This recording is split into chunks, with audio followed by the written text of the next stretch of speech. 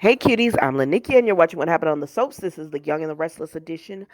Today is Tuesday, May the 2nd, 2023. Let's jump right into it. On a scale of 1 to 10, I'm going to give this one a 7.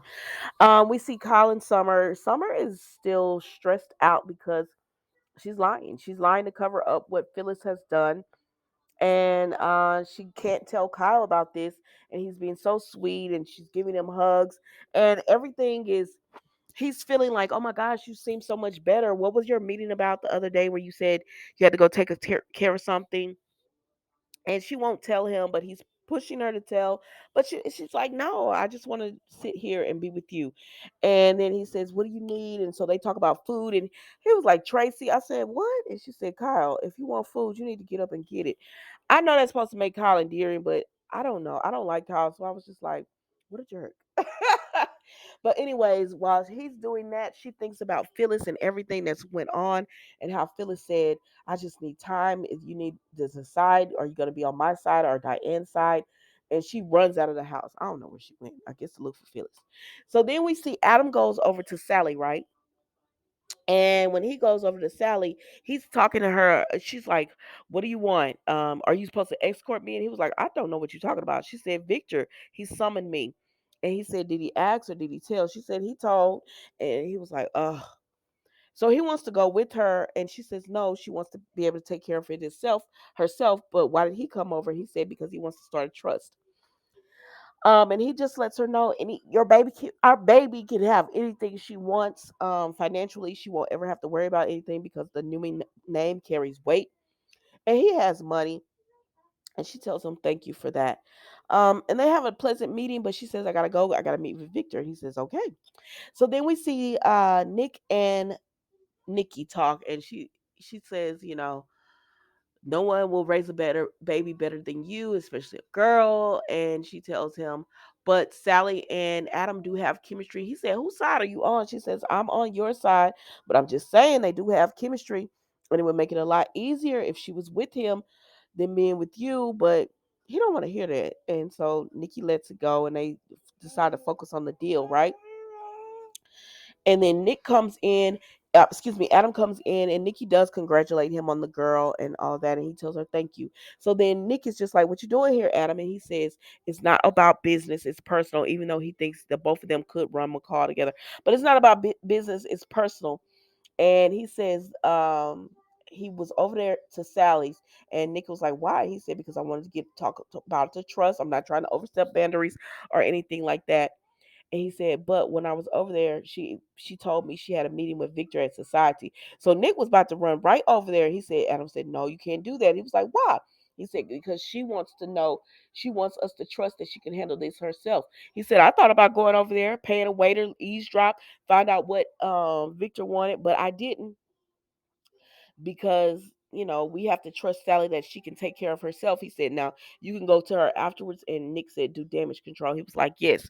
He says, but either way, we both know we're never going to let anything happen to Sally, and and no one's going to hurt her. He said, but I hope Dad knows that. So they both agree that for the baby's sake and for Sally's sake, they have to be a united front because Victor already tripping, right? So then Sally goes over here and she meets with Victor, right? And she's talking to him about everything that's about her business, about the baby, and her relationship. And he said, okay, I get it, but I didn't call you over here for that. I wanted you to know that your baby will have everything. I want the baby to grow up on the ranch. I want them to be surrounded by cousins and aunts and uncles, um, horses, the best schools, the best everything. And she was like, okay. And he said, and I want to fund your dreams. You're very ambitious. I'm sorry I killed that deal with Jill. Hey, mama. But I want to help you out so you could go anywhere and start your dream, and I'll fund it. And she said, wait a minute, you just said you wanted my baby to be around family. He said, I do. And she said, oh, I get it now. You want me anywhere but you know what city, but you want my baby to stay. I said, Victor, go to hell. Cause who gonna do that? I just can't stand Victor. I know he's a fan favorite, but I just cannot stand Victor. So, anyways, he says, I'm gonna let you think on that, and he gets up and leaves, and that was it, y'all. So then we see Audra talks to Elena, and Elena, she set up the meeting for Elena to talk to JT, and she says okay. So then we see Elena gets JT over a conference call, and he just tells her, you know, he has a lot of regrets what he did to Victoria, but he's wanting to do the podcast, but he doesn't want to come to Genoa City and do it. And she says, I think you should. I think it would be helpful. He says people because she tells him it wasn't you, it was the tumor. And he says people don't remember that, and they have long memories, so he doesn't want to put himself through that. And she was just trying to convince him to come, but she tells him think about it, and he says okay, I'll think about it.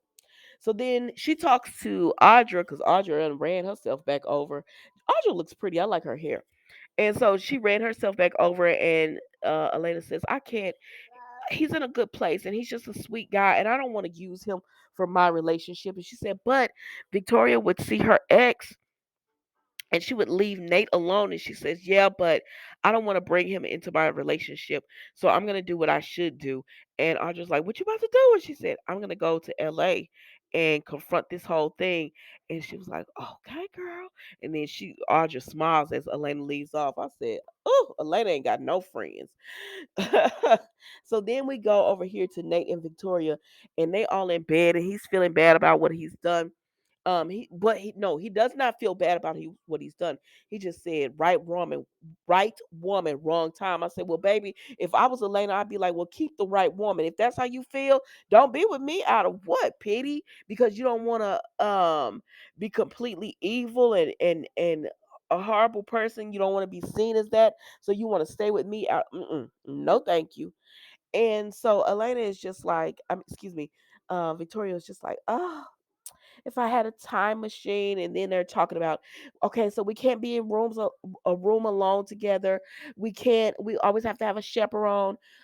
We can't do this. They just always have to be around people so that they don't fall into the sheets again.